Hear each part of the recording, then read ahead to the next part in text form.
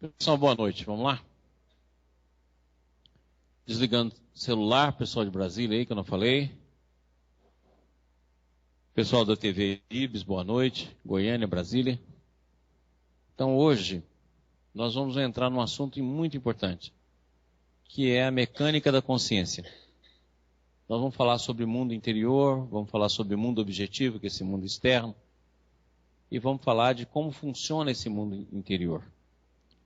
Já repetimos muitas vezes os conceitos, vamos repetir alguns conceitos para ficar bem claro, e vamos entrar na mecânica da consciência que vai nos levar ao mundo interior. Aí nós vamos ter uma visão geral, aí nós vamos dar uma abordada também com alguns conceitos de Emmanuel, da parte da mente, para a gente poder entender a mente, aí dá para a gente entrar na constelação familiar propriamente dita. Então vamos nos preparar, vamos fazer a nossa prece inicial. Jesus de infinita bondade e amor, que neste instante de claridade para as nossas mentes, nossos espíritos, possam os nossos corações estarem aptos a absorver este conhecimento, senti-lo em nossas vidas, modificando nossa alma e o roteiro que seguimos. Que as tuas luzes possam nos envolver hoje e sempre. Graças a Deus, que assim seja. Quando a gente for estudar um pouco sobre constelação familiar, nós vamos iniciar pelas relações afetivas. Então, vamos discutir um pouco a relação afetiva e como é que a relação afetiva se dá. Nós vamos iniciar pela parte que forma a família. Então, nós vamos estudar um pouco sobre a relação afetiva. Consequentemente, como nós estamos no final do ano, provavelmente nós vamos fazer esse curso em duas partes. A primeira parte esse semestre e o semestre que vem nós completamos ele. Então vamos ver a mecânica da consciência. Vamos repetir algumas coisas que eu já falei aqui. Não, eu quero que passe a imagem da caneta. Imagem da caneta aí.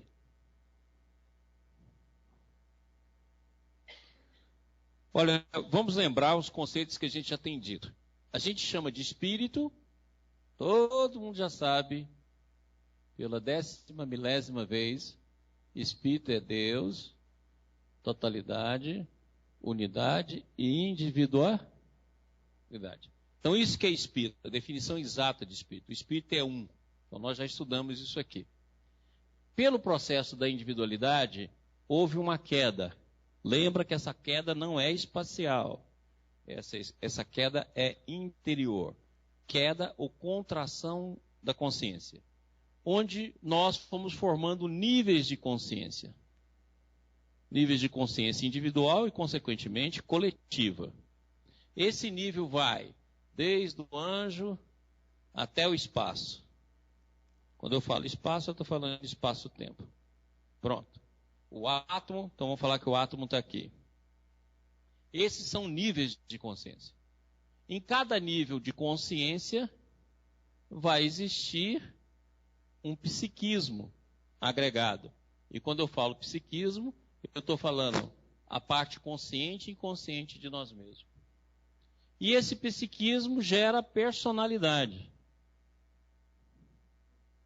que são as nossas existências aqui. Essa personalidade tem uma parte que a gente chama de mente e uma parte que a gente chama de cérebro. Pronto. Esse é o nosso contexto. Em cada nível de consciência, nós podemos ter várias personalidades agregadas a esse nível. Então, o nível comum da face da Terra ainda é o nível de consciência animal, onde o principal aspecto é a luta. Então, você pode olhar que nós vivemos em luta. O nível superior ao nível animal, no sentido de evolução, é o nível que o Balde chama de evoluído. Ou seja, aquele que já vê a vida como justiça, como amor, como generosidade, que é o que nós vamos encontrar nos poetas, nos grandes homens, nos grandes santos. No nível biológico onde a gente vive, a nossa grande disputa é a luta. Então tem luta para tudo. Você mudar um banco de lugar, tem luta. Você ter um relacionamento, tem luta. Tudo é luta. E a luta, ela também evolui. Ela está saindo de uma fase, que é a fase da luta, no sentido de arma, de luta no sentido de força, para a astúcia e a mentira. Por isso que astúcia e mentira predominam no nosso mundo como corrupção. Isso é a evolução da luta, até que o homem consiga chegar na retidão. E na retidão ele consiga chegar na sublimação do ser, que é a fase superior desse processo. Esse conjunto de consciência, personalidade e mente, esse conjunto aqui, ó, é o que a gente chama de alma. É o conjunto de personalidades e de consciência. Como a alma pode ser definida da maneira que a gente quiser, a gente definiu assim. Então o espírito é um só, então nós estamos saindo da matéria para o espírito, que é o retorno. Esse processo aqui é involução ou queda ou contração da consciência. Esse aqui é o retorno ao espírito, que a gente chama de evolução. Então nós vamos saindo do nível de consciência para outro nível de consciência, para outro nível de consciência, para outro nível de consciência, até atingir. Utilizando as diferentes reencarnações, que são as personalidades, para sair de um nível para o outro, de um nível para outro, de um nível para outro, até chegar ao espírito, que é o retorno a Deus. Tudo bem? Então nós já estudamos um pouco sobre a personalidade. Vamos estudar um pouco mais. Agora vamos ver como é que a personalidade, a consciência e a mente funcionam. Para que a gente, a partir daí, tenha uma visão. Nós já vimos que nós temos duas naturezas. Uma natureza sistêmica, que é essa natureza aqui, e uma natureza antissistêmica, que é tudo isso aqui. Essa natureza sistêmica, ela é não local, ela é intrínseca, ela é interior, e essa natureza aqui, ó, reflete ela inteirinha no campo da mente. Então, nós mostramos aqui aquela teoria que a gente desaparece e aparece dentro de um campo de simultaneidade, e dentro desse processo nós vamos mudando de estágio, mesmo que pequeno, saindo de um nível evolutivo para outro nível evolutivo. Enquanto nós estamos nesse nível evolutivo, ele é a nossa verdade. Por isso que quem pertence ao nível de evolutivo superior, o que é inferior não entende ele nunca. É claro? Por quê? Porque você só entende dentro do padrão que a sua mente reflete. Se ela não reflete, para você não é verdade. É aquilo que eu já citei aqui em aula passada, que para mim é uma coisa você chegar para um cachorro e perguntar para ele se ele raciocina. Para ele vai ser uma loucura, porque ele só entende de instinto. Ele não entende de raciocínio. Para a gente, que já estamos no estágio superior, raciocínio é uma coisa clara, lógica. Agora, para aqueles outros que já estão numa fase intuitiva, numa fase de percepção, numa fase em que ouve vozes íntimas, para a gente é uma loucura, porque no máximo que a gente ouve é a nossa própria voz. Certo? Poucas vezes vamos ouvir voz, inclusive de espírito, mas nunca voz interior num sentido mais amplo, de revelação de verdade. Então, a nossa verdade, ela está limitada ou relativizada pelo nível de consciência que nós estamos em cada momento evolutivo. Por isso que a verdade, como diz o Baldi, é um processo de ressonância. Se eu estou no estágio interior e que essa verdade me toca, é algo que eu vou me interessar.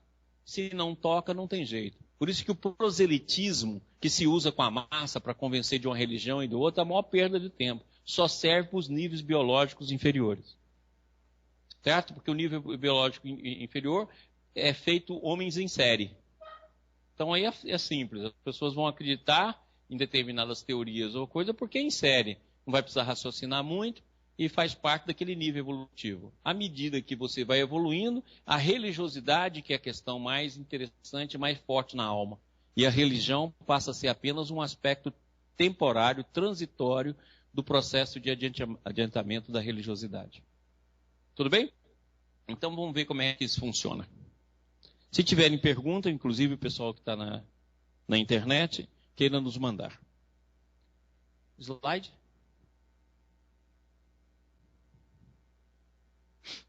Mecânica da consciência, próximo slide. Então vamos lá. Isso aqui é do livro do Bentov, que é uma beleza de livro, a Esperteza do Pêndulo Cósmico. Ele conseguiu resumir de uma forma muito interessante a consciência e o mundo interior. É um livro que vale a pena. Talvez a gente só encontre em sebo. Mas esse livro ele escreveu, logo depois ele escreveu um outro que não é tão bom, que é um livro cósmico, e ele desencarnou muito novo. Muito bem. Quando observamos com grande ampliação nossa matéria física, descobrimos que somos feitos, em nossa maior parte, de vazios, permeados por campos oscilantes. É disso que se compõe a nossa realidade física objetiva. Ora, se nós pegarmos um átomo, o que ele tem de mais é vazio. É um vazio imenso. A mesma coisa do nosso corpo. Se nós vamos pegar o nosso corpo, que é formado de moléculas e átomos, 99% do nosso corpo é feito de vazio. Se nós formos pegar o universo todo e colocasse o vazio e agrupasse, não dava nem uma grama de matéria. Então, na verdade, nós fomos feitos de vazio. Essa é a nossa estrutura. E esse vazio, e aquilo que tem, que a gente chamaria de matéria, nada mais é do que um campo oscilante, ou seja, algo que vibra. Então, nós podemos definir que a consciência está diretamente relacionada à capacidade e à velocidade de vibração.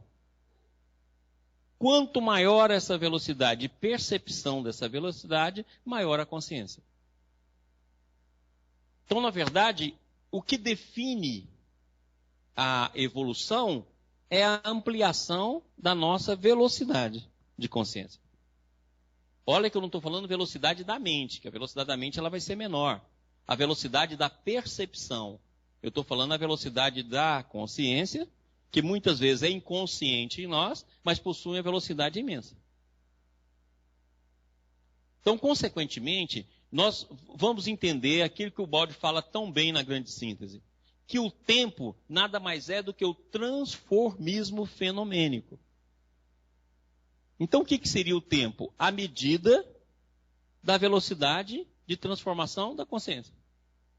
Então, se tem uma velocidade A, que tem a consciência, vamos supor, a consciência X tem uma velocidade A.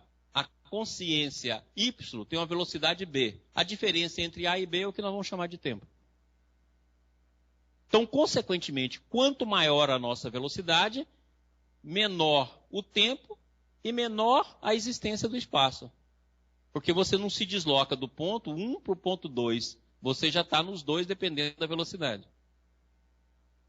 Então, vamos supor, por exemplo, que a minha mente só alcance a parede, ou a câmara aqui na nossa frente.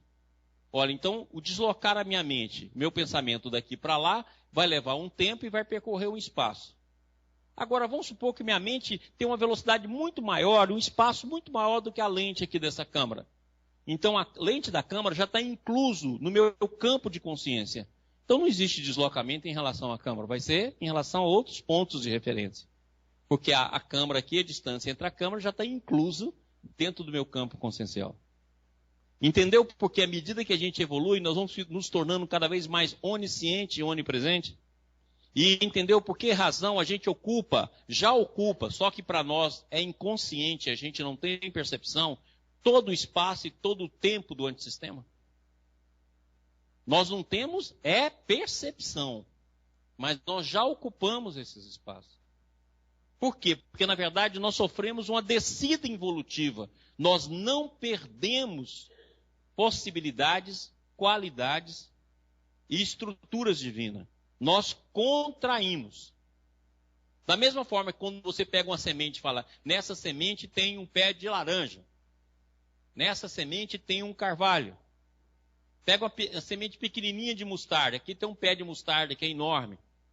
Ou seja, potencialmente você sabe que dentro daquela semente, à medida que ela se desenvolver, o que está dentro dela vai brotar. Então a mesma coisa somos nós. Nós contraímos a nossa consciência a nível de homem, a nível de animal, a nível de vegetal, a nível de mineral, a nível de átomo, a nível de espaço. Mas todas as potencialidades do espírito estão presentes em nós.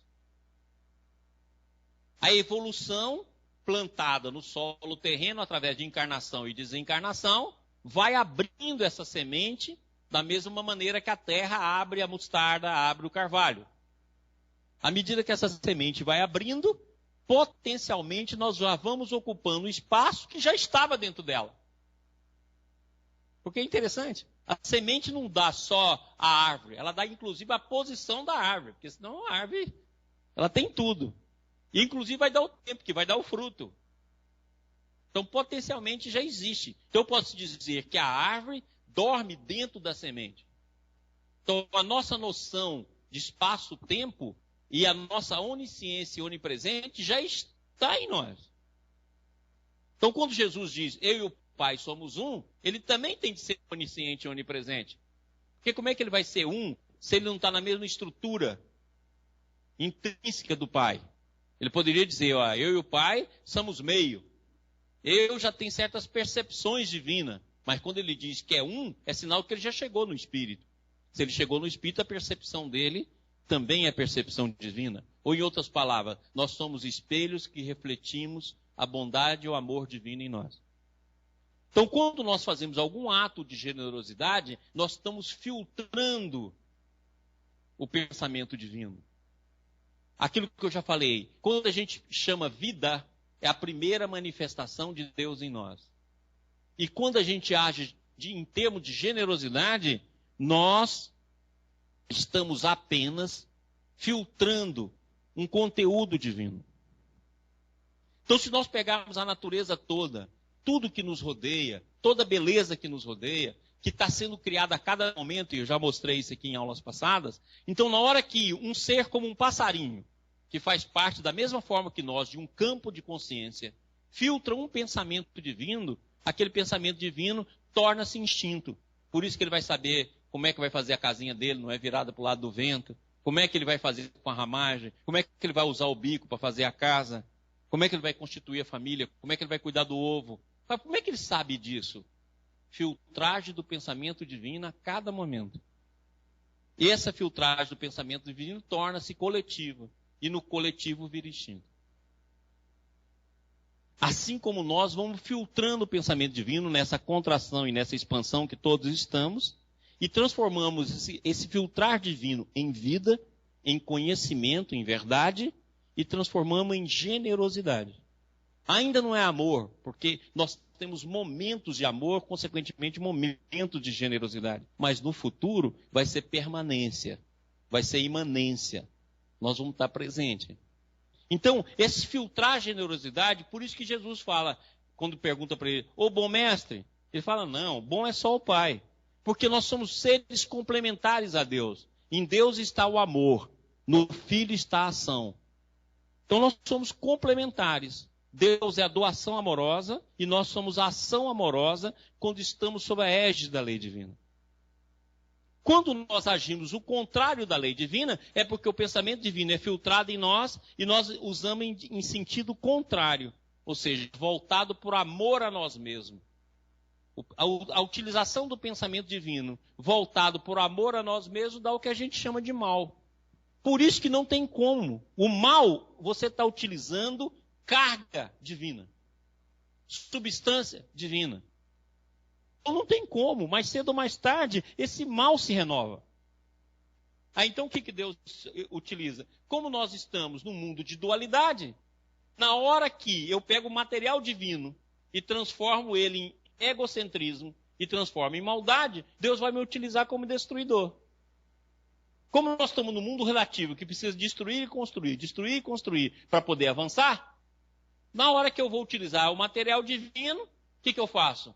Eu me candidato a ser um destruidor. Deus vai e me utiliza no ambiente onde a destruição minha seja factível, seja um ato real, para que a partir daí possa surgir uma nova construção.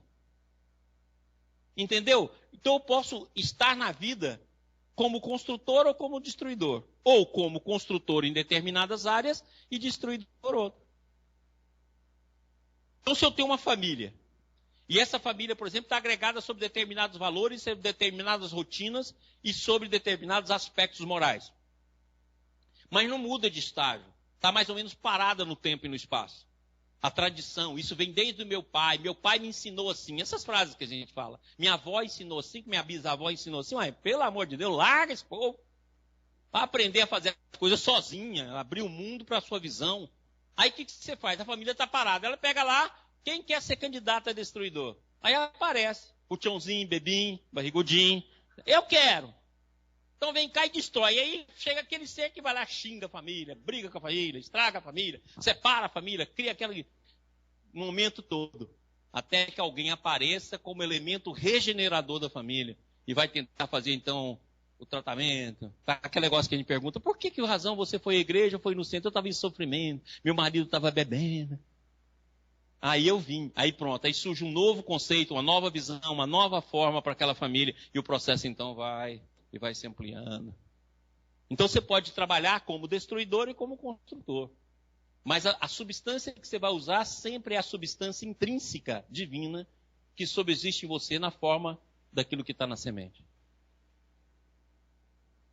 Por isso que se fala que o mal está a serviço do bem. Por isso Jesus foi tão claro, nenhuma ovelha se perderá. Porque você sempre está usando material divino e sempre você está ganhando um impulso, um input, para que você caminhe para frente. Ora, e sempre você está servindo à vontade divina. Eu quero ser destruidor, Senhor. Chama. Não, Senhor, eu quero destruir muito, muito. Aí ele chama você para ser prefeito, para ser governador, para ser presidente. E você vai lá e aceita. Vai lá e destrói, e rouba. Não sei, mas eu quero mais. Aí deixa você fazer guerra. Por quê? Porque as pessoas que vão associar você estão dentro do mesmo princípio. Então você vai lá e fala, o Hitler foi o monstro. Não, o Hitler e a população mundial daquele momento foram o monstro. Porque todos associaram o mesmo projeto coletivo consciencial de destruição, conquista e poder. E de supremacia de um povo sobre o outro.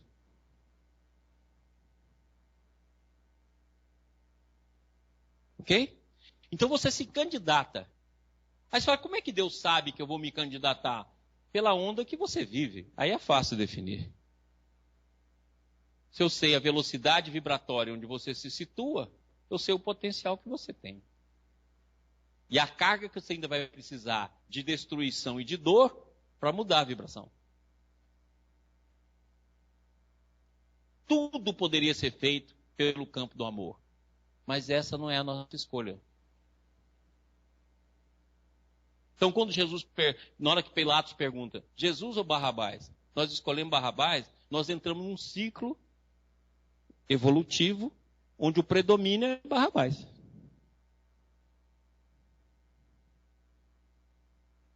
Entendido? Foi a nossa escolha.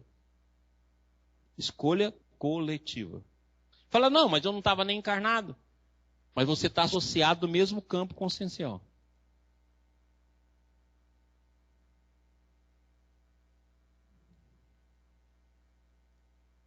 Ok? Próximo slide. Tá tudo bem, meu filho? Tá ouvindo bem, pessoal de Brasília? Uma coisa, pessoal da internet? Tudo bem. Aqui no pessoal de Brasília não tem pergunta nenhuma. Pessoal da internet, por enquanto, também não. Pessoal de Souza? Pai, deixa eu te perguntar uma coisa. Por exemplo, na questão da vibração, comparando com a aula passada, por exemplo, no momento que a gente aumenta o potencial, agora essa velocidade dessa vibração, a gente começa a perceber então o mar. A gente deixa de só perceber as gotículas da onda e começa a perceber o mar. Seria isso, não é isso? Isso. E no Até caso... que a vibração some dentro do mar. É por isso que os orientais falam que você atinge o silêncio, atinge o vazio. Porque essas expressões silêncio e vazio dentro do campo da visão interior, ela significa que você ultrapassou a barreira das vibrações que ficam fragmentadas. Certo? Então, quando você ultrapassa, a impressão que é o vazio, porque é diferente de tudo aquilo que nós conhecemos. E é silêncio, porque é diferente das vibrações que nós estamos acostumados.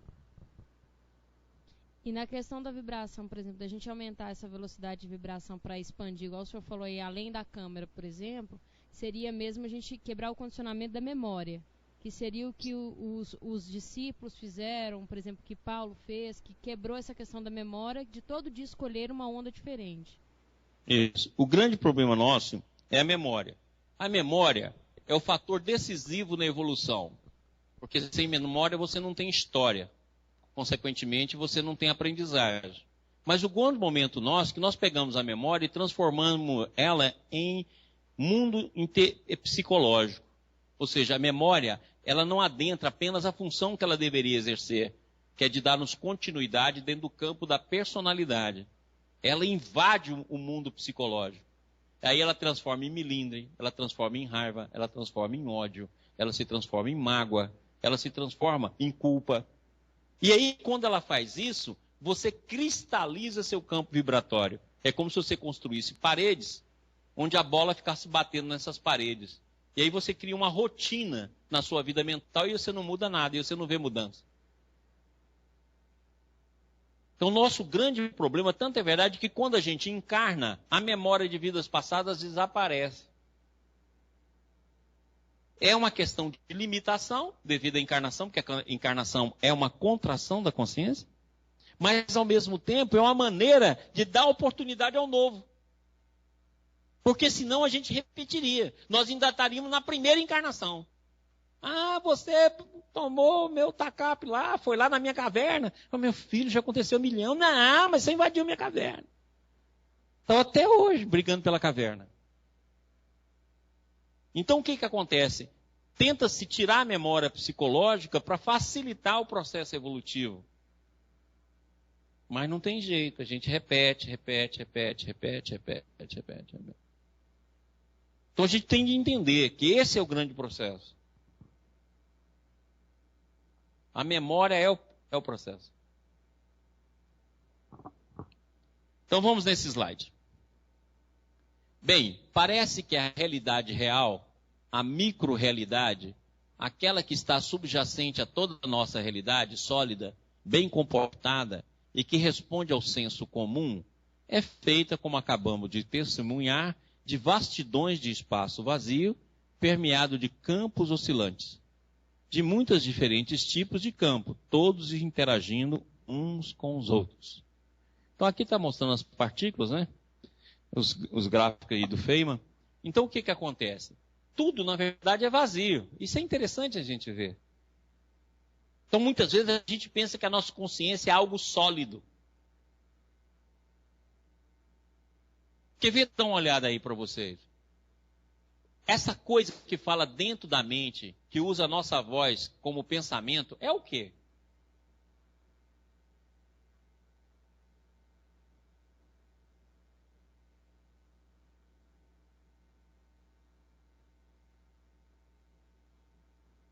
Você acha que é sólido, porque você acha que seu corpo é sólido.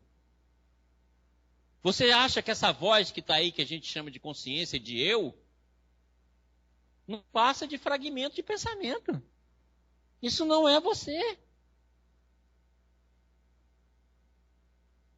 É a mesma coisa de você achar que um CD é todo o som que existe. Você pode olhar que você repete esse fragmento. Agora, esse fragmento é formado de quê? Vocês estão entendendo? Eu estou perguntando a voz que fala dentro da sua cabeça. Essa que está falando. O que esse gordinho está falando, gente? Não estou entendendo. Essa que fez essa pergunta.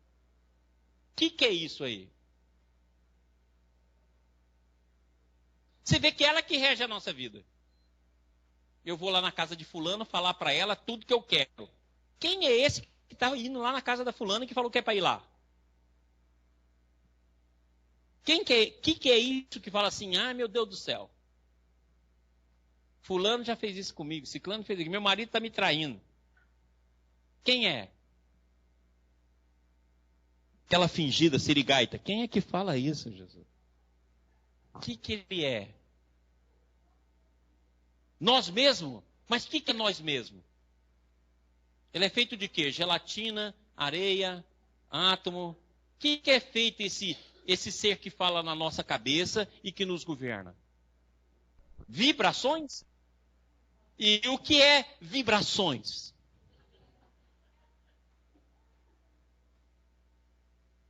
O que é isso? Seria o ego? Pessoal de Brasília, o que é esse negócio que fala na cabeça? Não é o ego, não? Ego, mas o que é? Ele é uma substância? O que ele é? É uma parte da nossa personalidade. Sim, mas o que? É ondas, é átomo, é farinha, é açúcar, é hidrogênio. Hã? O pessoal de Brasília está falando que é o vazio. É imaterial, Maurício? Pai, tá sem voz. Oi? Não. Tá sem voz. E agora? Agora sim. Acabou a bateria. Ah, tá. Gente, eu quero que vocês observam isso. Porque a gente sempre pensa que é substância. Você acha que seu corpo é uma substância enorme. Mas o corpo é formado de 99% de vazio. O resto é átomo que está girando. Então você acha que isso que fala na sua cabeça é um ser que tem substância, que tem concretude. Será? Ou será que é algo vazio que só vibra? Ou nós somos um buraco sem periferia? Ou o vazio é a verdadeira vida?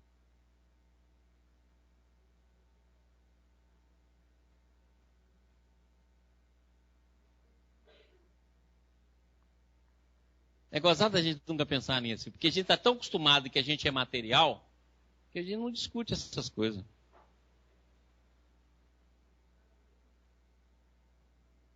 E se o divino não for substância?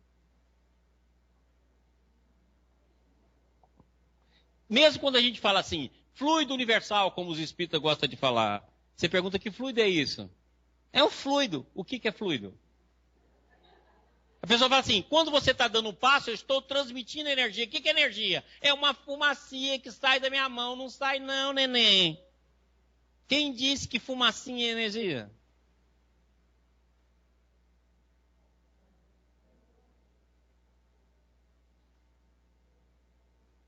Energia não é coisa. Por exemplo, eu pego essa cadeira aqui, posto para cá e falo aqui, essa cadeira tem uma energia potencial. Onde que está essa energia potencial? Se eu faço assim, ó, olha a energia potencial virando energia cinética. Então não é coisa.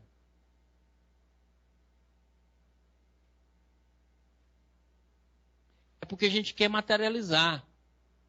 Então, na verdade, a pessoa fala assim, eu sou materialista. Está errado, devia ser, eu sou vaziísta. Ou seja, eu acredito no vazio. Porque não tem matéria. Matéria é um campo vibracional. Entendeu que isso que está na nossa mente não pode ser um eu no sentido real. Ele provavelmente é apenas um fragmento vibracional.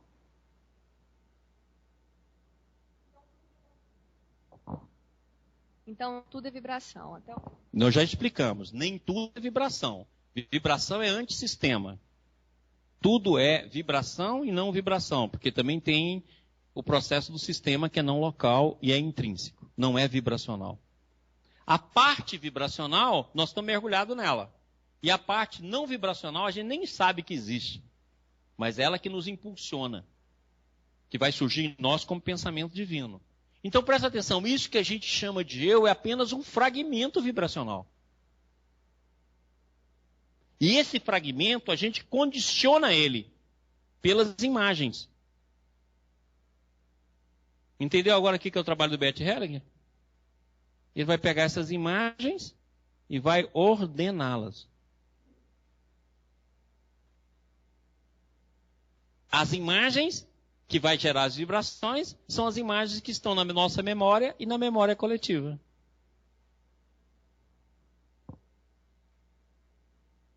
Então a pergunta é o seguinte, o potencial vibratório que está no meu campo familiar é capaz de formar que tipo de imagem e que qualidade de imagem?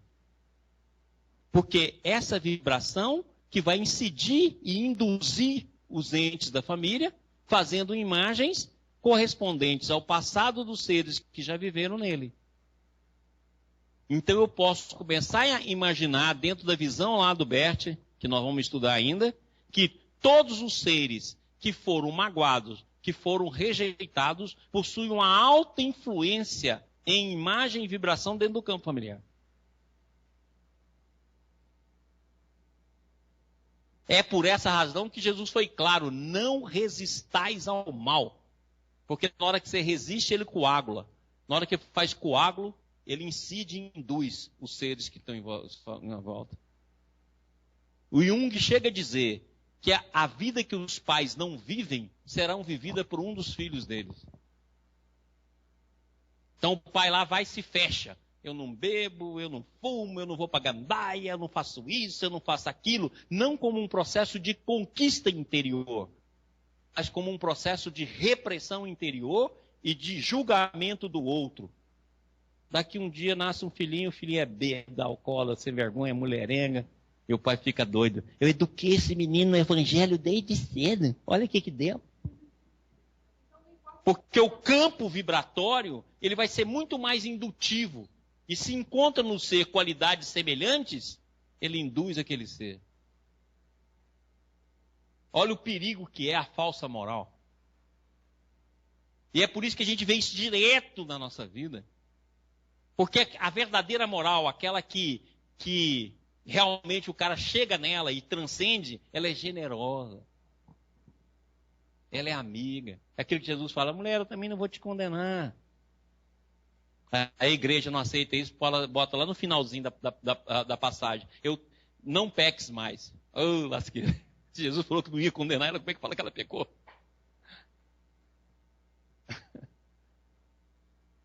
Então esse é o processo.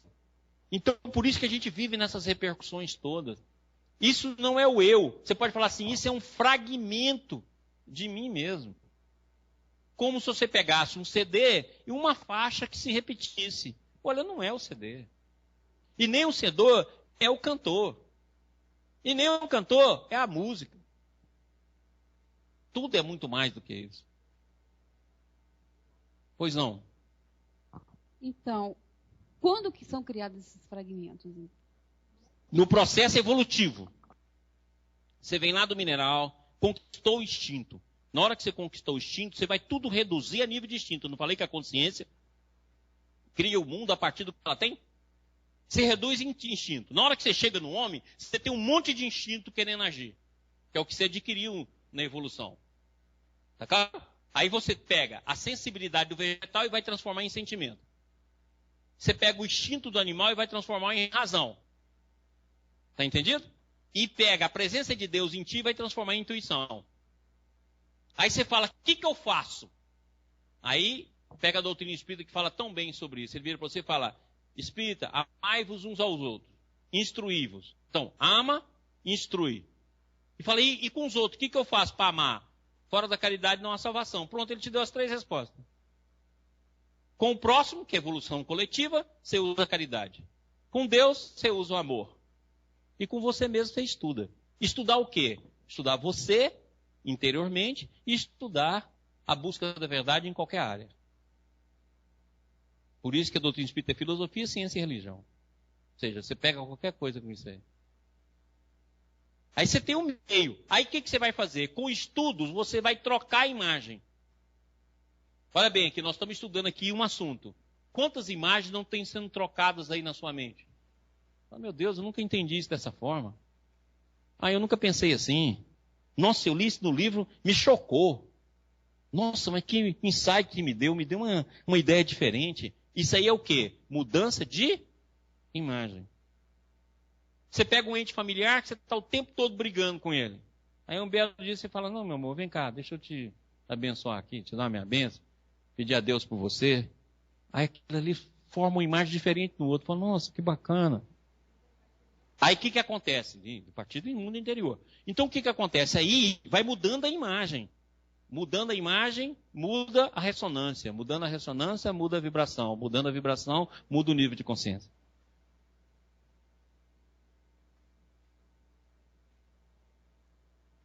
Aí você fala assim, nossa, na minha família eu sou sozinha. Ninguém é espírita, como se espírita fosse uma qualidade. Minha família nem liga para a religião. Por quê? Porque cada um de nós, como estamos associados a outro, em determinado momento nós vamos ser ponta de lança de todos aqueles que estão conosco. E vai puxando, e vai puxando, e vai puxando. Agora, se nós não ordenamos as imagens, você pode olhar, por exemplo. Presta atenção aqui em nós, que isso é importantíssimo. Olha para dentro de vocês agora. Todos nós já tivemos momentos felizes e muitos felizes. Momentos de alegria, momentos bobinhos, mas que é aqueles momentos que nos alimentam a alma. Momento que nós tomamos um chopp, nós tomamos um vinho, que nós namoramos, que estivemos com alguém, que rimos, que brincamos. Agora você pode olhar que as imagens que te movem são as imagens de mágoa, de melindre e de raiva. Dá uma olhada aí. É incrível isso. Porque elas são mais densas. E se elas são mais densas, e como o nosso polo negativo é mais predominante, nós só escolhemos ela. Você não fala assim, oh meu Deus do céu, nós tivemos tantos momentos bacanas. Esse dia um paciente me falou uma frase muito boa. Eu fui casado há 30 anos. E hoje, quando eu olho para 30 anos, eu não vejo uma coisa de boa. Eu falo, meu Deus, eu falei para ele assim, olha, presta atenção. 30 anos você não vê uma coisa de bom, por quê? Porque você só juntou o negativo. Você fez um baralho de imagens negativas. Não é possível, porque senão você não tinha ficado nem 30 anos, se não tivesse um ser fresco. Você imaginou 30 anos só de problema? Ou você é boba, ou você perdeu a chance de matar seu marido. Por quê? 30 anos com cara?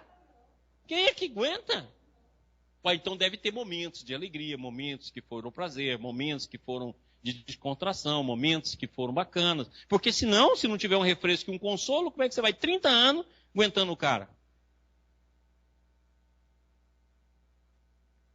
Então, olha como é que é. E esses melindres é que criam o campo da família, que desordena a nossa família. E aí todo melindre que está no campo familiar agrega esse melindre interior. E vai gerar os vários problemas na família, porque a dor vai levar à mudança de comportamento. Então, vocês que estão lendo o Bert, na hora que a pessoa encontra uma imagem positiva, ele fala assim, então tá bom, chega. Por quê? Porque se ela encontrou uma imagem positiva e prosseguir, as imagens vão brotar. E ordena o campo. A mesma coisa que a gente faz na desobsessão. Você vai lá, atende uma entidade que está toda presa em imagens negativas. Você oferece para ela algumas imagens positivas. Se ela assimilar, o processo de transformação vai ocorrer.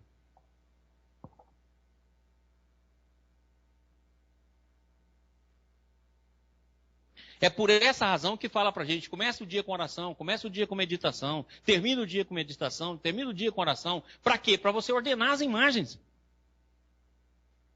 E a gente transforma tudo em lixo. Lixo não reciclável. Nós somos um lixão de mágoa, melindre, de raiva, de ódio. E sempre a culpa é do outro. Dá uma olhadinha aí se tem alguma culpa interior. Dá uma olhadinha. Culpa interior surge assim, como culpa. Ai meu Deus, eu não deveria ter feito. Tá claro? Mas 80, 90% a culpa é do outro. Minha vida é sempre por causa do meu pai? Minha vida é sempre por causa da mãe? E quando você estuda o sistema psicológico, é para jogar a culpa no outro. Ah, descobri que eu sou muito carente porque minha mãe nunca me deu amor. Olha que safadeza. A outra ainda é culpada.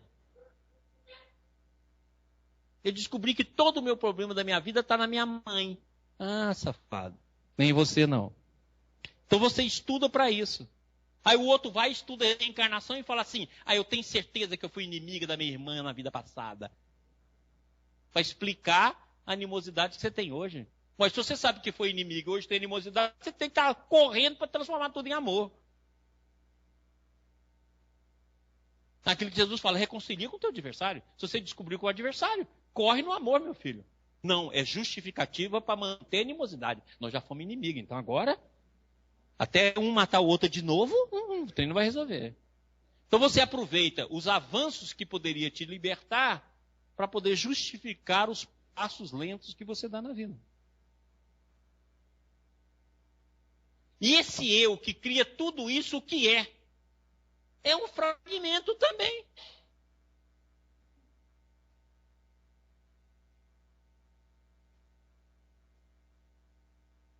Isso aí é apenas uma voz das inúmeras vozes e do coral de vozes que existe dentro do nosso campo de personalidade.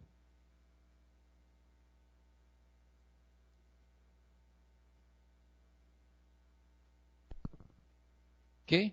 Pai, Oi. pergunta da internet. Sim.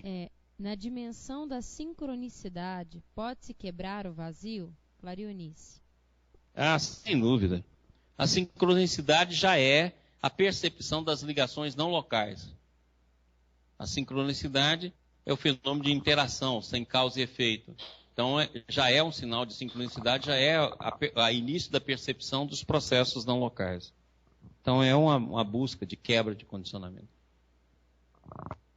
Então, se nós não olharmos isso de frente, gente, nós não vamos libertar nunca. Sabe o que era ideal? Se a gente começasse cada dia com a mente vazia, pronta, e esquecido a parte psicológica do dia anterior. Tem tomar vergonha na cara.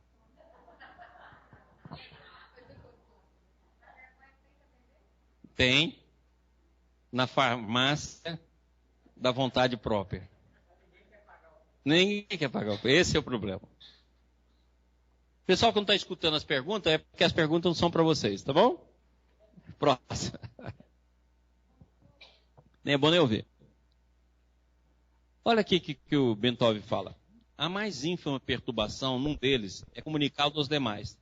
Trata-se de uma malha de campos interligados, cada qual pulsando na sua frequência própria, mas em harmonia com os outros. Suas pulsações propagam-se cada vez mais longe, para todo o cosmos. Ele mostra aqui as várias vibrações, seja das estrelas, seja dos homens, seja dos sóis, seja das galáxias, que são interligadas. Então nós vamos entender que o nosso eu, que a gente chama de eu, nada mais é do que um fragmento vibracional. Maurício, Como se fosse uma faixa do CD. Mas todas essas vibrações estão interligadas. E nós sofremos influência de todo esse processo. Maurício, Oi. é a Flávia. Eu acho que o que você está falando tem muito a ver esse vazio que a gente deveria começar o dia com meditação. Como é que a meditação pode ajudar a gente nesse processo? Olha, eu não acredito em meditação já meditada, como diz o Krishnamurti. O que é meditação já meditada? Você pega lá um mestre, pega lá um CD, você pega lá uma academia, você pega lá o que for, né? Alguém que você segue. Aí você senta lá em posição de lótus e alguém vai dizendo para você pensar o que ele está falando. Isso não é meditação. Isso é concentração e apenas exercício de acalmar os impulsos vibratórios em nós. Eu acredito que a verdadeira meditação é aquela que você busca o seu mundo interior. Por exemplo, por que eu estou irritado? E você vai buscar na meditação os porquês da sua irritação. E vai aprofundar. De onde nasce a minha irritação? De onde vem minha raiva? E vai pesquisar ela na vida, vai pesquisar ela até lá no bebê. Porque no momento que você vai fazer isso, você vai estar descendo no caule das suas visões. Então você vai ver que em um determinado momento você chega numa reencarnação anterior. Aí você vai ter a quantidade de vibração que você tem ali. Ah, essa raiva minha vem da onde? Não, ela vem do orgulho. Por que eu fico irritado? Por causa do orgulho. De onde está o orgulho? O orgulho está aqui em que área? Ah, essa é a verdadeira meditação. Ou senão você pega assim, vou pegar em mim a vontade que eu tenho de ajudar o próximo. De onde vem? Como isso brota em mim? Como é que ela nasceu? Qual a necessidade? Então a meditação que se transforma em busca interior. Aí sim. É à medida que você vai fazendo isso, o próprio campo da consciência vai ampliando. E os fragmentos vão se unindo. Por isso que Jesus foi tão claro. Quando dois ou mais reunirem meu nome, aí estarei. A gente acha que é reunir pessoas. Não, é reunir fragmentos. Então, quando você for juntando vários fragmentos, a voz da vida começa a falar dentro de você. É aquilo que Sócrates fala, eu tenho um daimon que me orienta. Todo mundo acha que esse daimon é um espírito que está soprando no ouvido. Não, são as forças psíquicas que nos governam. Por isso que o Balde não transformou os livros dele em entidades que ditam. Ele fala, sua voz. Ou seja, um conjunto de vozes. A voz interior, a voz psíquica, a voz do Espírito, a voz de Deus, a voz do Cristo. Já não tem representações. Não, mas sem o microfone não tem jeito, minha senhora. Sinto muito, a senhora tem que perguntar no microfone. Vê se está funcionando. Pergunta se está ouvindo. Está ouvindo? Estamos ouvindo sim. Quando a gente lê um livro que faz a gente refletir, quando a gente lê um livro que faz a gente refletir no interior da gente não está fazendo essa meditação também? Também. Está voltando para o interior Também. Quando a gente faz uma prece que faz a gente refletir, também. Tudo isso é meditação. Aí a gente para e reflete. Quando a gente vai ajudar os outros, e na hora que a gente está ajudando os outros, vem aquele sentimento de querer ajudar mesmo, cara. E isso é meditação. Sabe aquela vontade, naquela coisa assim, gente, vou ajudar logo para eu ir embora? Não, mas, poxa, você se preocupou com o outro. E naquele momento você foi fiel àquela vontade de auxiliar. Isso é meditação. Pai, Ok? Outra pergunta aqui da internet. O Diga. espaço temporal existe na nossa mente para nos ajudar a chegar na meta da evolução? Não, o espaço temporal existe na nossa mente como limitação da contração de consciência onde a gente se situa. Quando você fala espaço e tempo, você está falando em evoluído. Tá claro? Então é a mesma coisa que você fala assim, o cachorro late porque ele ainda não fala. Então o latir é menos do que o falar. Então se você está no tempo e no espaço e está preso nele, você é um evoluído. Algo que só presta para Deus, que Ele te ama, mas por resto não vale nada. Tá claro? Maurício. Oi. É a Luciana. Oi. Dentro da pergunta que a Flávia fez, por exemplo, né, quando você descobre que você está irritado, você vai atrás da sua irritação e você descobre lá o sentimento primordial. Aí você vai trabalhar este sentimento primordial que te trouxe a irritação? Isso. Para resolver essa questão. Essa questão. Porque se mexeu com você, geralmente mexeu no orgulho. E aí, a partir daí que vem um processo. Mexeu na rejeição, mexeu no medo. A maioria dos nossos sentimentos nasce do medo. Medo e rejeição é a base nossa. Okay. Porque todo mundo tem vontade de pertencer, porque essa é a estrutura da nossa alma. Por que a gente submete a pseudo-amores, por exemplo? Porque você quer pertencer. Porque a necessidade de pertencer faz parte da nossa alma, porque é necessidade do amor. Como você tem vontade de pertencer a alguma coisa, pertencer a um grupo, pertencer a alguém, no sentido de comunhar com alguém, então tudo aquilo te dá medo. Nosso maior medo é o medo da rejeição, que significa romper o processo de pertencer. Por que esses casamentos, quando acabam, é um inferno? Porque está acabando aquele pertencer um do outro. E ninguém quer. Aí o orgulho vem. Então tudo é medo, ansiedade. Ok? Ok, obrigada. E esse fragmento vibracional é o fragmento vibracional do espírito, isso? Não. Fragmento vibracional da personalidade. Fragmento vibracional da consciência.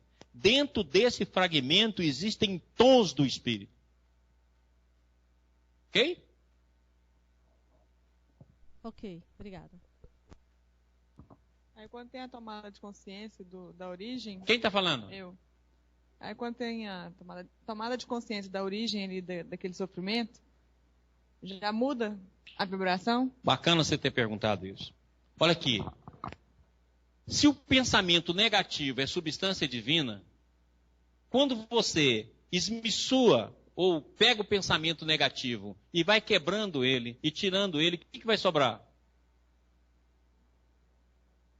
A boa vibração, não é? Entendeu que no final de uma vibração negativa sempre tem uma boa vibração que você desperta? Olha que bacana. Por que você, ao fazer a meditação e descer, você vai encontrar força? Porque você vai tirando a camada negativa que está sobre a substância divina. Na hora que você chega num ponto adequado, aquilo dilui. E aquela força, aquela energia te torna luminoso. Por isso que a maior besteira que existe é você falar assim, eu estou descobrindo meus defeitos, eu estou em depressão. É sinal que você não está descobrindo. Você está só ciscando. Então, você ainda se acha que você não pode ter aquele defeito. Meu Deus, eu descobri que eu faço tudo por interesse. Ah, bela coisa. Aí você fala, meu Deus, eu fiquei horrorizada. Quem é que está falando isso? O mesmo fragmento. Tá claro? Invertido. Aqui, ó, vamos aqui mostrar esse quadro. Voltamos aqui para a tela da caneta. Olha aqui o que acontece, ó. Você tem aqui, ó. Eu vou chamar essa linha do ego. Então, vamos supor que eu estou aqui, ó, observando com esse fragmento. Aí eu chamo isso aqui de defeito e chamo isso aqui de defeito. Meu Deus, que horror! Quem que está achando defeito e achando horror? O próprio ego, que faz parte da própria onda.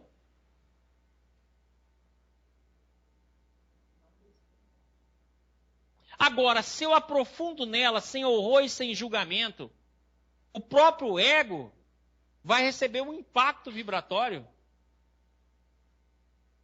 E eu começo a descobrir a outra linha que anda com essa, ó, que é a linha do self. Que é a nossa linha de ligação com o divino. Por isso que quando nós estudamos aqui Cyrano de Bergerac, ele falou tantas vezes, deixa o divino agir em ti. O que é o divino agir em nós? Uai, eu faço o trabalho de descida dentro de mim mesmo. E a própria força da vida faz a complementação luminosa dentro de mim. Então, quando eu descubro um defeito, eu descobri uma alegria. Que eu passei a ter consciência do que eu não tinha. Se isso não está acontecendo, mas a descida é dolorosa. Isso, a descida é dolorosa. E vai ter de ser dolorosa, porque você está descendo no campo mais difícil de você. Mas se você chega nessa profundidade, ela vai chegar num ponto que não é dolorosa, ela é felicidade. Por quê? Porque é a inversão do campo. Ué. Mesmo alguém que desce numa mina e vai furando buraco. É doloroso a descida. É falta de ar. Você fica comprimido, uma série de problemas. Mas lá embaixo ele encontra a pepita de ouro. Ora, então a descida foi ótima. É por isso que Jesus foi tão claro. Se o homem descobre o tesouro do Evangelho, vai, vende tudo que tem e vem e compra esse terreno. Olha aí, é a mesma coisa. Porque descobriu. É aquilo que eu já falei aqui, que eu gosto muito, que o Berto Holden fala, que é uma imagem dele, que é muito bacana. Ele fala assim, o homem, ele fica a vida toda juntando zero após zero. Ou seja, sem valor nenhum. E esse zero aqui significando na nossa rotina, na nossa repetição. Até que um belo dia ele encontra o 1.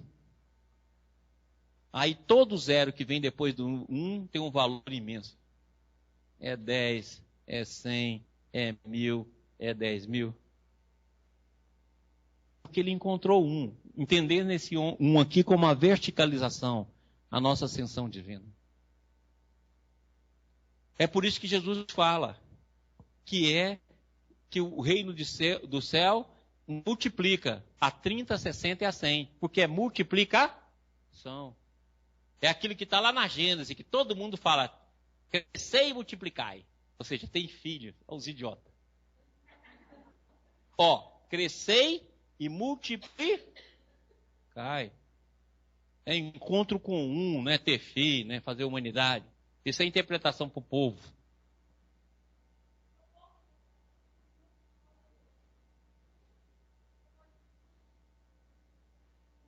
A senhora não fala no microfone e eu não repito nada. A senhora tem a disciplina.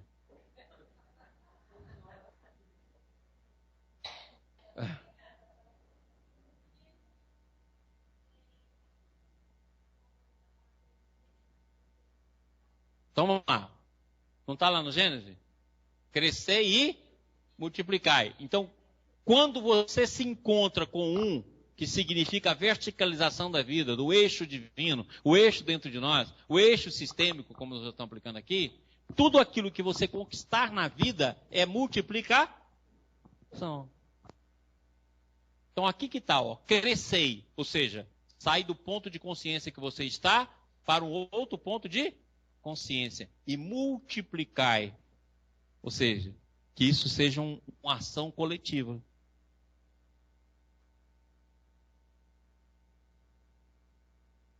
Está claro? O fato de ser uma ação coletiva, as pessoas têm que te acompanhar ou você pode ir sozinho? Ou tem que ter toda a coletividade? Não, quando eu estou falando coletivo aqui, porque todo campo de consciência é coletivo. Eu não estou falando aqui que ele é de multidões. Multidões é outra coisa, eu estou falando coletivo. Você pode estar aqui, outro ser que está no plano espiritual, outro ser que está lá no Alasca, outro ser que está lá na Austrália, faz o mesmo parte do seu campo coletivo. A vida, lembra que eu já ensinei aqui, você evolui individualmente, coletivamente e em Deus. São 3 métodos de evolução. Ok? Então o que a gente precisa? Crescer e multiplicar. Ou seja, essa é a nossa função. Crescer e multiplicar.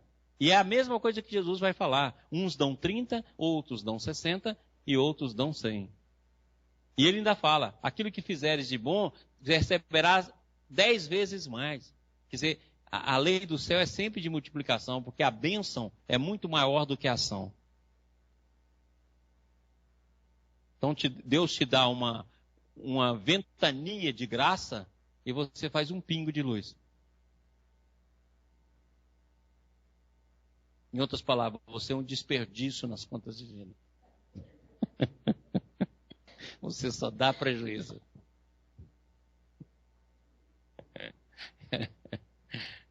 É minha casa, minha dívida. Gente, 5 minutinhos de descanso aí, pessoal da internet, todo mundo. 5. Vamos lá então. À vontade. Começando pelo núcleo de um átomo que vibra em frequências altíssimas, os elétrons e moléculas acham-se todos associados a taxas vibratórias características. A energia de vibração é um dos aspectos mais importantes da matéria. Olha bem. Então, nós vamos olhar que tudo vibra. Por isso que tudo é consciência. Vibra o átomo, vibra a molécula. Tá? Essa vibração, consequentemente, vai fazer com que exista uma energia. É exatamente esse processo que vai fazer materialização e desmaterialização. Aquele processo que nós já vimos que todos nós estamos em cursos. Consequentemente, quando há a desmaterialização e a materialização de todo o universo, ele ganha um impulso divino, porque você vai despertando a consciência. Consequentemente, vai mudando a vibração. Logicamente que tudo aquilo que densifica vai reduzir a vibração. E tudo aquilo que vai aumentando vai ampliando a vibração.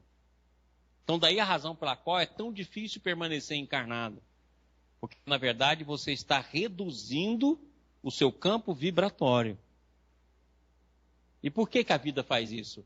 Para você trabalhar os seus núcleos de menor densidade psíquica. Então eu costumo dizer que nós encarnados somos a pior imagem do que realmente somos. Porque você vem trabalhar os seus limites. Então se há uma redução vibratória, vem para a densidade mais baixa sua, para você trabalhar esses limites. Então a pior face nossa é a face encarnada. Você pode ter uma alegriazinha, eu desencarnado sou melhor. Conforta. Você pode ter 2 chifres aqui embaixo e um chifre só lá em cima. Menos um chifre. Tem solução. Então o que acontece? Nós temos de ver isso aí e falar por que você bate de frente com os seus problemas todo dia para solucioná-los. E a única coisa que a gente faz é prolongar isso. Falar, minha vida é de carência, não sei de quê. Meu filho, essa é a equação que você tem de resolver. Para de encher o saco. Você tem de resolver essa equação. É por isso que todo dia você vai acordar carente, triste, desanimada, doida para arrumar alguém para te sustentar para você não fazer nada. Mas a vida não vai dar. Alguém que me sustente. Quero ganhar na loteria, não vai ganhar.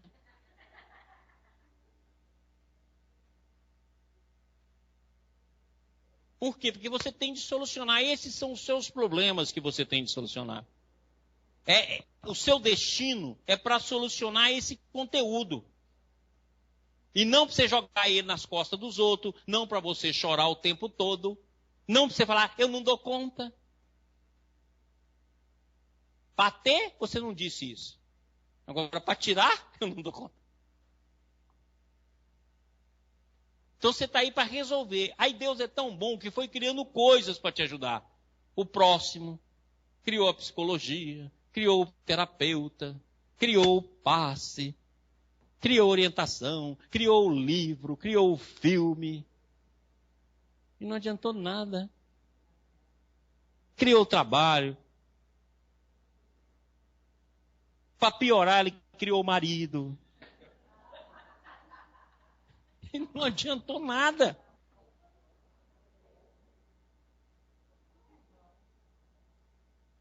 Você não sabe da história, não? Você chegou, Deus, o que eu faço para melhorar a minha vida? Aí Deus te deu o filho. Deus, o que eu faço para mim poder trabalhar os meus limites? Ele te deu o marido. Essa é a verdade. Agora, Deus, o que eu faço para a minha vida ser um inferno? Te deu a mulher. Próximo slide.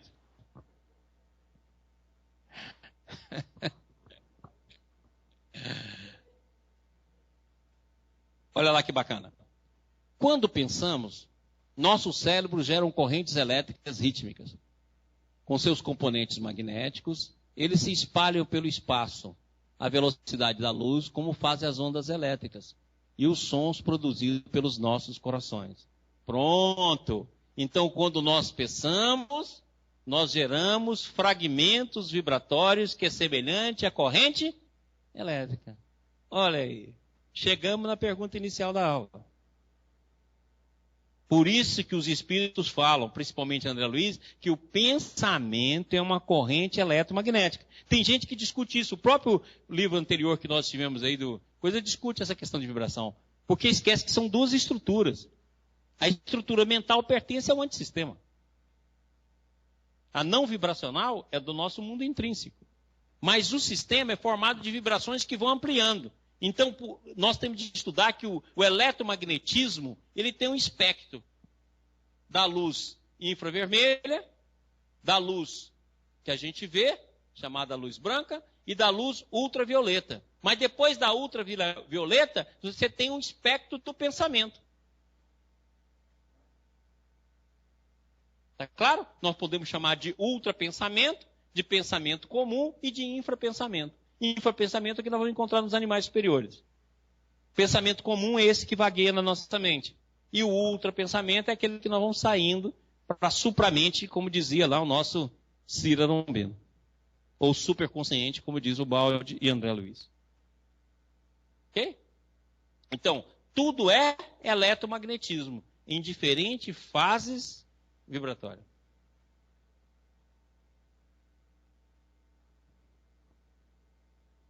Todos se mesclam para formar enormes padrões de interferência. Olha, então as nossas vibrações atuam sobre as vibrações dos outros, que por sua vez atuam sobre a nossa. Então nós estamos vendo agora duas maneiras de interagir.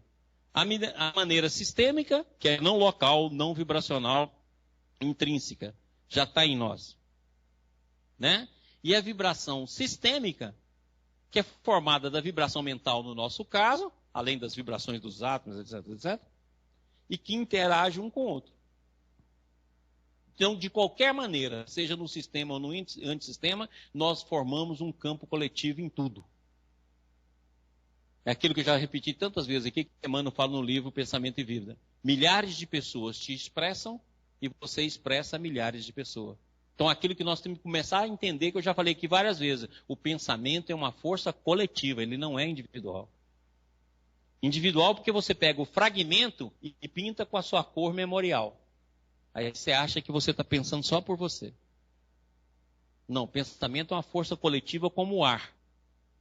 Agora, o que sai qualificado por você. Interagindo com os outros. Por isso que eu acho tão bacana quando Jesus vai andando e encontra aquela pessoa e fala assim para ele, qual o teu nome? Ele fala legião. Aí a gente só pensa em legião de espíritos obsessores que estão azucrinando o coitadinho. Não, legião é os fragmentos de todos nós, incluindo os obsessores. Nós sempre somos uma legião, ou como eu gosto de dizer, um coral de vozes. No caso dos goianos, vozes sertanejas.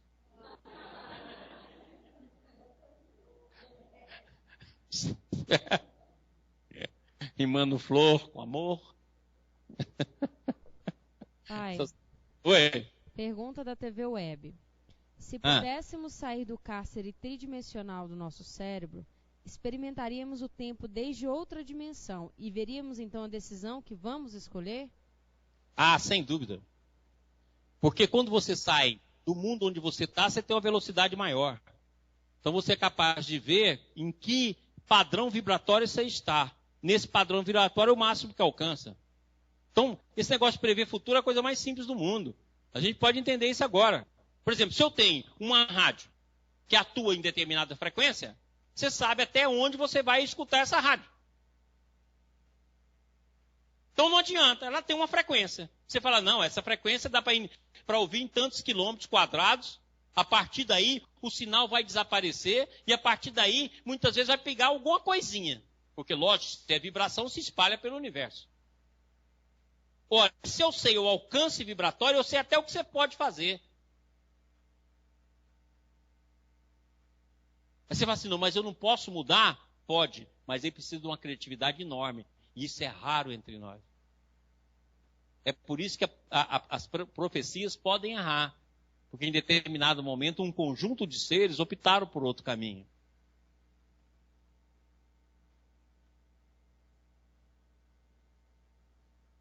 Tá claro? Agora, então dá para a gente prever. Inclusive prever o que vai fazer. Entendeu por que os espíritos, quando a gente reencarna, eles já estudam o máximo que você pode fazer? Ele vai falar assim, minha filha, se você conseguir, você vai ser ruinzinha mais ou menos. Mas boa você não vai ser. Agora, se você absorver as lições que a vida vai te levar, você pode ser ótimo. Mas a gente nunca aproveita essas oportunidades. É raro. Né? É aquela história, pau que nasce torto, morre queimado.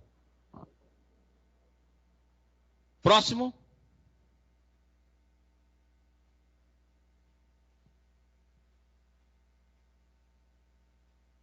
Olha lá, a temperatura ambiente, um átomo vibrará num ritmo de 10 a 15. Isso aqui porque o slide ficou ruim, viu gente? É 10 elevado a 15, tá? Hertz. O que significa o algarismo 1 seguido de 15 zeros. Ao passo que a vibração do seu núcleo será da ordem de 10 a 22 Hz. 10 elevado a 22. São um ritmo quase inconcebivelmente rápido. Olha que bacana. Olha a velocidade de vibração de um átomo. E olha a diferença. Então, quer dizer, dentro do átomo nós já temos dois tipos de vibração. Do átomo e do núcleo. Então você vê que nós estamos formados de trilhões dessa vibração aqui. E em cima de trilhões dessas vibrações está a nossa. Entendeu o que nós somos?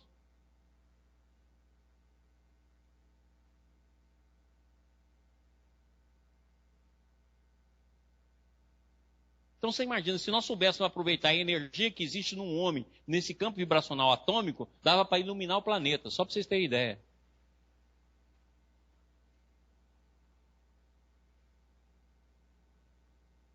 Então olha bem como é que a nossa tecnologia está avançando e quanta coisa maravilhosa tem aí para frente.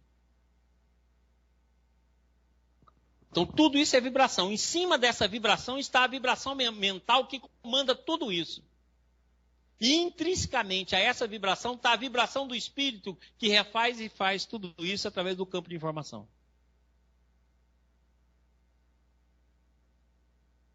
Ok? Entendeu agora? Que a vibração do perispírito ela vai ser muito mais ampla do que a vibração do corpo. Entendeu por que amortece a onda vibratória? O corpo físico é um amortecedor de ondas vibratórias. Então, na verdade, o nosso corpo físico também funciona como mata-borrão das nossas patologias psíquicas. Elas começam a girar, a interferir num campo, aquilo que está no corpo perispiritual passa para o corpo físico. E vice-versa.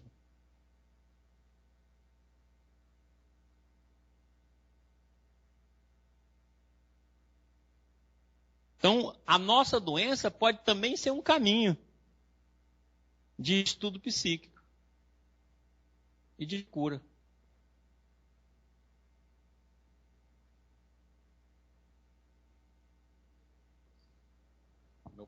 Exatamente o processo da homeopatia aí. Depois eu explico a homeopatia. Não vou dar aula sobre homeopatia agora não. Tá bom? Próximo slide. Se um átomo gira 1 milhão de bilhões de vezes por segundo, ali eu estou falando gira, né? Vira. Isso quer dizer que tantas vezes num segundo ele ocupa 2 estados distintos. Olha que bacana. Nós acabamos de ter um prêmio Nobel que fez uma experiência que mostra que o átomo ocupa 2 estados distintos ao mesmo tempo. É exatamente isso. Aquilo que nós falamos, estados de superposição, igual nós. Estamos em 2 estados distintos. Antissistema e sistema. E ocupamos esses 2 espaços. E no espaço do antissistema nós ocupamos o espaço espiritual e o espaço físico. Sempre assim. Num campo imenso de vibração. Em outras palavras, ele estará, por exemplo, dizendo sim, não, 1 quadrilhão de vezes por segundo. Olha o que é vibração. Imagina a nossa mente o que é, gente. E aqueles que já estão acostumados com corrente magnética, imagina o que é a corrente magnética. Formada de átomos mentais e átomos das nossas próprias emanações. São trilhões de quadrilhão. Agora, se pudéssemos utilizar toda essa capacidade superpondo uma modulação sobre esse comportamento acelerado, que lhe provoca alterações da amplitude ou frequência, teremos um dispositivo de comunicação muito rápido. Essa velocidade é utilizada nas interações moleculares, mas nossos órgãos sensoriais são inapelavelmente lentos para lidar diariamente em tal avalanche de informação. Olha, se vibração é informação, você já pensou a quantidade de informação que está disponível e que nós não percebemos?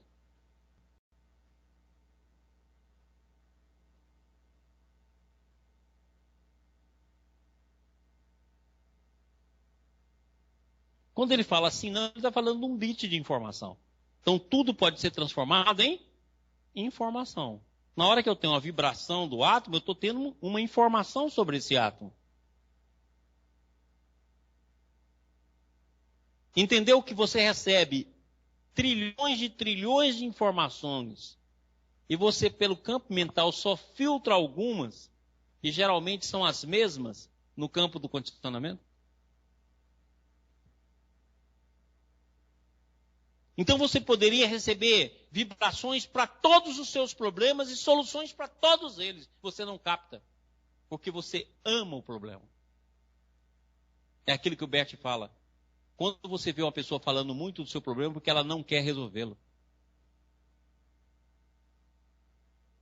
Então, quando você não quer resolver o problema, você fala nele. Aí você fala para ciclano, que fala para beltrano, que fala para ciclano, que fala para outro, e você repete a mesma coisa. Você não quer resolver. E você recebe bits de informação, você não capta nenhum. Agora, de vez em quando você capta, você fala, meu Deus, Deus me ajudou e eu solucionei minha vida.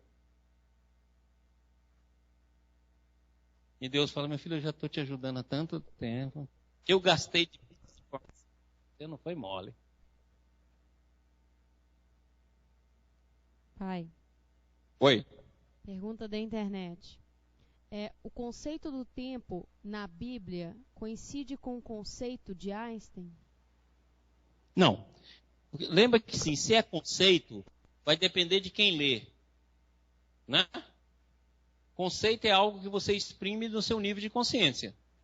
Então, tanto você pode interpretar vários conceitos que existem na Bíblia, fazendo a interação com aquilo que Einstein diz sobre a relatividade, e dando uma visão bem ampla, como você também pode interpretar diametralmente oposto. Lembra que conceito depende do nosso nível e capacidade mental e a nossa consciência. É por isso que Jesus foi tão claro, as minhas palavras não passarão. Olha, como é que ele pode falar, minhas palavras não passarão, se todos nós estamos em evolução? Por quê? Porque à medida que a gente evolui, vamos interpretar as palavras do Cristo totalmente diferente. Elas não passam porque elas significam um campo imenso de informação, de bits de informação, como nós estamos falando aqui, de um campo imenso de informação que nós só vamos captando e interpretando segundo o nosso nível mental e consciencial. Mas à medida que nós formos avançando, essas interpretações vão mudando totalmente.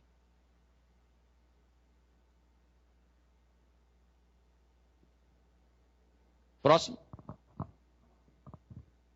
Bem, depois de um bocado de experimentações, a natureza apareceu com a solução razoável. Ligou átomos formando moléculas, cujas taxas vibratórias são muito menores devido à sua massa muito maior. Com essas moléculas que ainda vibram na casa de gigahertz, 10 a nona. Olha, você viu lá, era 10 a 15, 10 a 22. Na hora que juntou em molécula foi para 10 a nona. Olha como é que a formação do organismo físico e da encarnação significa redução vibracional. Então, se nós pegarmos o espectro da mente no nível espiritual, ela vai ser muito mais rápida. Entendeu agora a psicografia? Você pega lá o Chico psicografando a rapidez que é, porque existe uma diferença enorme da vibração entre o plano espiritual e o plano físico, que vai repercutir na forma da psicografia dele, no caso sonambúlica, como rapidez. Chico recebeu 3 livros ao mesmo tempo, em 3 dias, sendo um deles de 160 páginas. Você viu a rapidez? Ora, então por que acontece esse processo? Ele acontece justamente por isso. A diferença de vibração entre o plano físico e o plano espiritual. Então por que a gente não vê o plano espiritual? Na maioria das vezes. Porque a nossa vibração está baixa. Então você só vai perceber dentro daquela faixa. Na hora que você amplia a vibração, você percebe o plano espiritual. Então nós podemos dizer que o médium é aquele que consegue acelerar o seu campo vibratório. Fala, por que eu não vejo? Porque você é médium preguiçoso, filho. Você não acelera nada.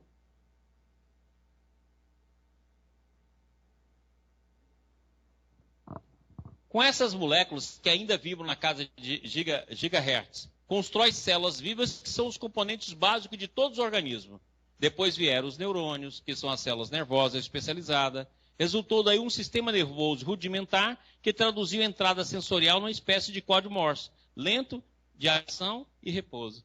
É o que acontece com a nossa informação. Ou seja, esses bits todos reduz, penetra o nosso campo sensorial, também na fase sim, não, quer dizer, 01, 01, 01, até transpor toda a nossa rede neural, chega no nosso cérebro e forma a imagem. Você pensou. Olha só que redução que é o pensamento. Por que eu estou querendo fazer questão de falar sobre isso? Para mostrar que aquilo que você chama de eu é só um pingo. Não é o eu, não é nem o ego. Maurício, queria fazer uma pergunta. Está entendendo? Oi, Diga, Luciana. Todo pensamento é coletivo? Todo pensamento é coletivo, individualizado pelo campo da memória. E todo pensamento que eu não tenho, por exemplo, quando você começa no espiritismo, você fala que você tem um mentor que te induz a alguma coisa que você está pensando, não é? Cadê o mentor com essa coletividade toda? Olha aqui, todo pensamento é coletivo. Quando ele penetra seu campo mental, você amplia ele para mais ou para menos e devolve ele para a onda, que vai sintonizar com todas as pessoas que estão com você. Os mentores, que são os nossos anjos da guarda, que querem nos ajudar, que também fazem parte desse mesmo esquema, certo? Então, o mentor nunca é um ser só. Sim. Na verdade, ele é um ser representando um campo imenso de pensamento. É por isso que o Bode vai chamar de Nouri, correntes de pensamento. Então, ele aproveita o ciclo seu, Porque nós estamos na dualidade, não estamos? Então ele aproveita o ciclo seu dual. Na hora que você oscila para cima, ele te sopra. Faz isso não, minha filha. Você volta. Na hora que você desce, a corrente de pensamento fala para você, faz sim, larga de ser besta, você não é bocó. Aí você fica na dualidade da vibração. Por isso que até nos desenhos animados aparece o anjinho e o capetinho. Na verdade, anjinho e capetinho é um conjunto de vibrações que inclui o obsessor e inclui o mentor. Aí você decide. Na hora que você decide, você não só decidiu o ato, a palavra, você decidiu também de qual corrente que você vai fazer parte daí em diante. E o obsessor também tem a corrente. Tem, lógico, ele representa uma corrente. Aí você começa a fazer parte dela, por isso que você passa a fazer parte da turma. Então, quando você desencarna, você fala, por que eu vou para determinadas regiões umbralinas? Você vai por afinidade daquilo que você desenvolveu na vida.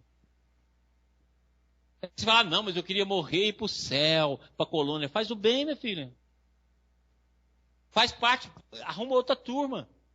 Faz parte da turma que colabora, que constrói. Aí você não tem dúvida, porque você faz parte dela a partir de agora. A pessoa fica esperando morrer por causa da ideia que tem que vai ser julgado. E no julgamento vai dizer, você vai para o céu ou para o inferno. Até hoje nós não tiramos isso da cabeça. Não, você tem condição hoje de definir onde você vai viver pós-túmulo. Basta saber o que você faz das forças divinas que te inspiram. Eu crio confusão, eu crio briga dentro de casa, eu brigo com a família, eu crio caso, eu sou uma sogra infernal. Não, sogra já é infernal, é pleonasmo. Então, eu crio inferno na vida dos outros. Eu vivo discutindo o que minha vida deve fazer, eu vivo discutindo o que o meu marido deve fazer. Eu gasto a minha energia em grosserias. Ora, na hora que você faz isso, você já está participando de um grupo vibracional.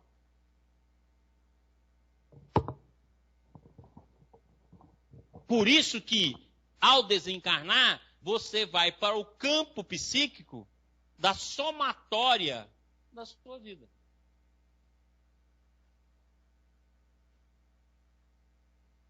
Claro? Alguma outra pergunta? Pessoal de Brasília? Pessoal da TV Ibis? Semana que vem nós vamos continuar essa mecânica da consciência. Eu gostaria muito que vocês pensassem isso. Você vai ver... Oi? Só um pouquinho. Oi? Só um pouquinho. Sim.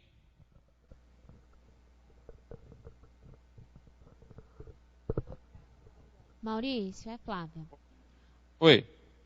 Dá para dizer assim, que nessa comparação que você fez, que é como se a nossa mente fosse o mundo, o ambiente imaterial, fosse as ondas de rádio e a nossa mente fosse um aparelho de rádio. Então, assim, a gente está envolta em um monte de mensagens que a gente não percebe.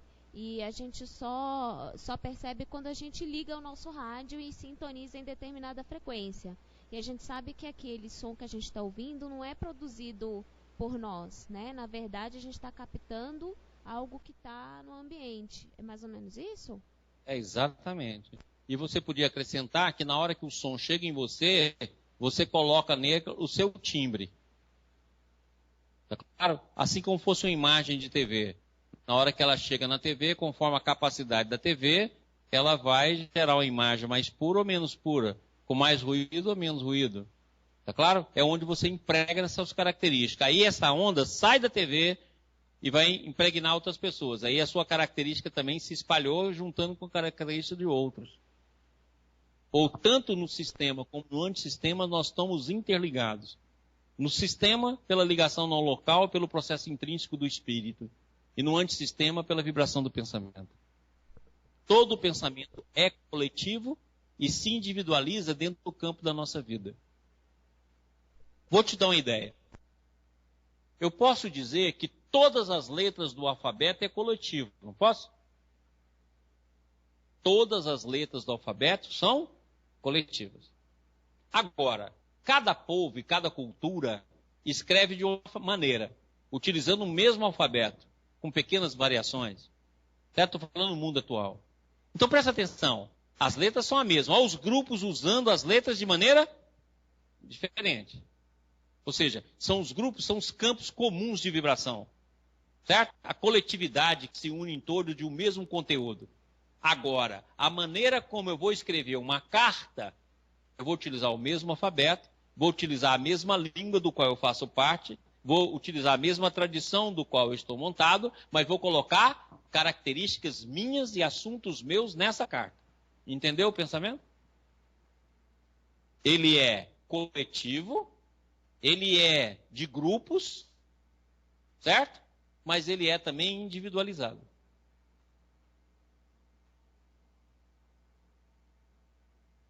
Aí essa carta espalha e todo mundo acha maravilha. Como acontece hoje, 50 tons de cinza. Todo mundo acha beleza. Mas vai lá ler as coisas para ver o que tem lá dentro. Se fosse 50 tons de evangelho, não estava nem no primeiro lugar da venda. Mas 50 tons de cinza, que vai mexer lá com as paixões sexuais, vende com a beleza. Todo mundo, lógico. Obrigada, Maurício. Faz parte do coletivo, né? O sexo ainda na fase não amorosa. Muito bem, vamos encerrar? Quero agradecer o pessoal de Goiânia, de Brasília, o pessoal da internet. Semana que vem nós vamos continuar o estudo da mecânica da consciência, que vai nos ajudar a dar um entendimento global. Depois nós vamos estudar os relacionamentos até entrar na família. Nós temos um longo caminho ainda. Bom? Vamos fazer a nossa prece? Renan, faz pra gente, amor.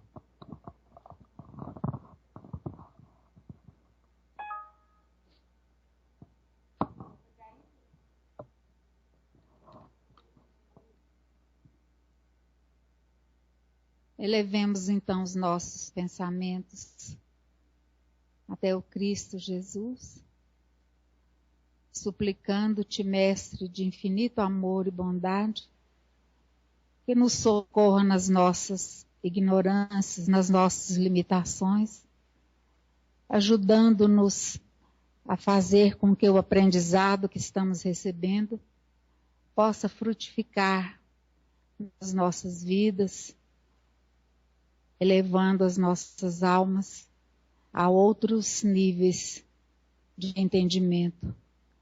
Abençoe os nossos propósitos, Senhor, e tua paz nos abençoe. Que assim seja.